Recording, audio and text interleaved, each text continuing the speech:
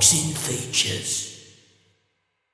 Hello and welcome to the Boxing Features Review Show, the weekly series where I take a look at all the biggest fights that happened over the past weekend in the world of boxing. It was a big week for boxing this weekend, so without further ado, let's get to the fights. Boxing Features.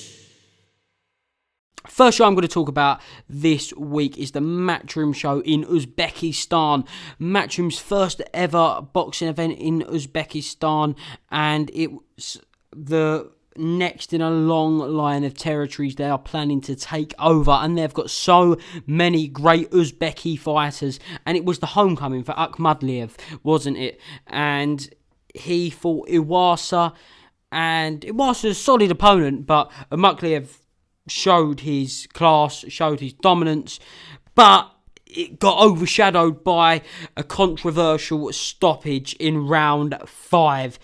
Round 5, Iwasa took a short onslaught, managed to ride the wave, and then exactly halfway through the 5th round, there was another little barrage of punches.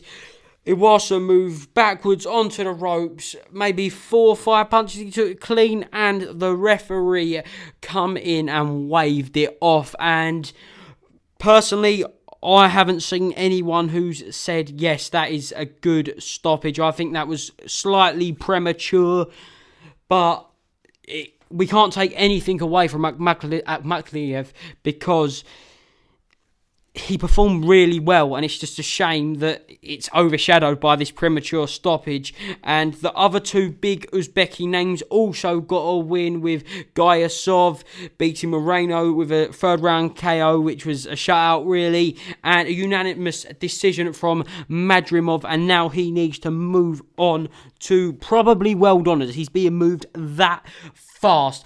The next show I'm going to talk about, and I'm only going to talk about the main event here because it was just lasted in my memory for being so gutting. And I was genuinely gutted. I haven't been able to watch it back yet because I was genuinely upset.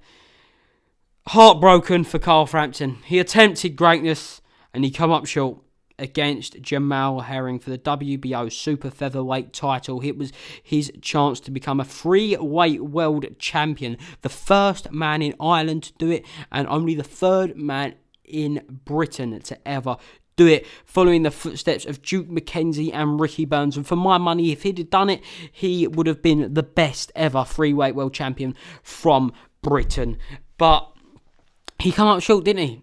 He really did, and I'm just so sad to see. He tried everything for the first 3 rounds, didn't he? Just to try and get inside, try and close that distance, because Herring was so much bigger than Carl Frampton. And I always have the mantra that a good big fighter will always be a good little fighter. But I don't know. I was just hoping so much that Carl Frampton would do it. I kind of believed it in the end that he would do it, and anyone watched the preview show, I knew it was going to be tough, but I kind of sided with Carl Frampton because I love him, and that was probably a case of my heart overruling my head. But take away nothing from Carl Frampton. He managed to cause damage to Jamal Herring. He cut him, and when he cut him, I was like, oh, come on, this is your chance, Carl, let's do it. But no, he's knocked down, I think, first time in the 5th, and in the 6th, he took a lot of punishment, was knocked down, and in the end, Jamie Moore threw the towel in. Correct decision. Well done, Jamie Moore and Nigel Travis. Fantastic corner, fantastic call, and it marks the end of an absolutely fantastic career from Carl Frampton. He announced his retirement, as he said he would do if he lost this fight in the ring. It was so sad. He was crying, and I felt for him. But what a career. Just fantastic career. And 2-weight world champion. Beaten the likes of Scott Quigg, Nonito Donaire, Leo Santa Cruz. Just hats off to Carl Frampton. And I don't really want to talk about anything else in today's show, really. I just think Carl Frampton deserves so much respect for what he's done in his career. And he said, growing up, there were kids better than me, but he wanted it that much, and that is just one of those absolutely fantastic stories in boxing. And it's one of the only sports we get them. These brilliant, brilliant stories about how a young boy from Ireland has grown up to become a two-weight world champion and probably the best fighter Ireland has ever produced. And I'm going to say that, yeah, because what a role model as well. What a role model. As I say, Saturday night, Sunday morning, it saddened me that he weren't able to do it. Well done, Jamel Herring. He got the job done, and he looked good. He did look good.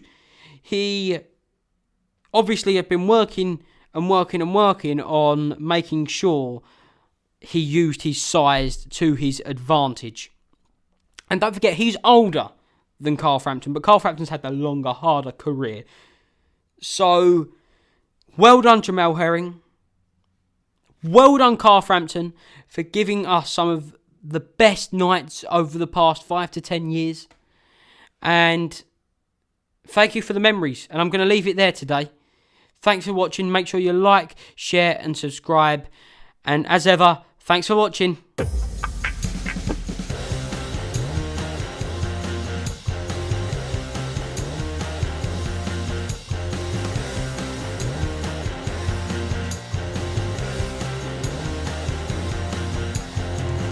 Boxing features.